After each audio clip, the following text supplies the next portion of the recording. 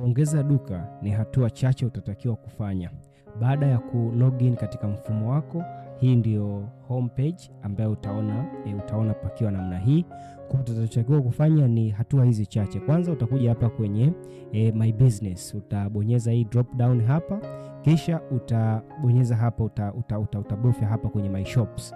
My shops, tutaingia hapa kwenye my shops, na tukisha kuja my shops, kama ulishaongeza maduka tayari utakuta hapa una maduka ambayo maduka yako, lakini kama ndio mara yako ya kwanza utakuja na unataka kuweka duka jipya, utakuja sehemu hii ya add shop, alafu itakuja hii menu hapa chini ambapo utaweka duka lako. Kwa hiyo kwa mfano ninataka kuongeza duka langu, labda ni duka jipya labda la Mangi, nitaandika hapa Mangi Hardware, Mangi Hardware.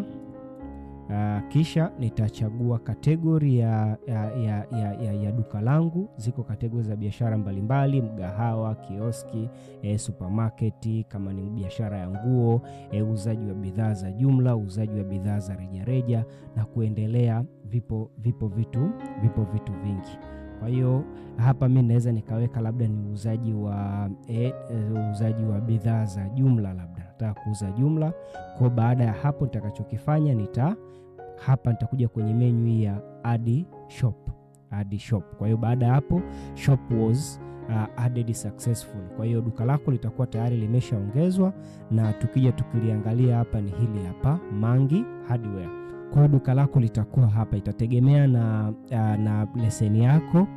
Kama umechukua leseni ambayo inaruhusu maduka mengi, utaweza kwenda kuactivate duka. Tutaona katika video inayokuja namna ya kuactivate shop au namna ya kuactivate duka lako ili uweze kuanza kuweka bidhaa, kuweka vipimo na kuanza kuuza mapema. Hii ni Mauzo 360, ni mfumo ambao unakusaidia kuweza kusimamia biashara yako. Namba zetu ziko hapo chini, tutafute ili uweze kuanza kutumia mfumo wetu.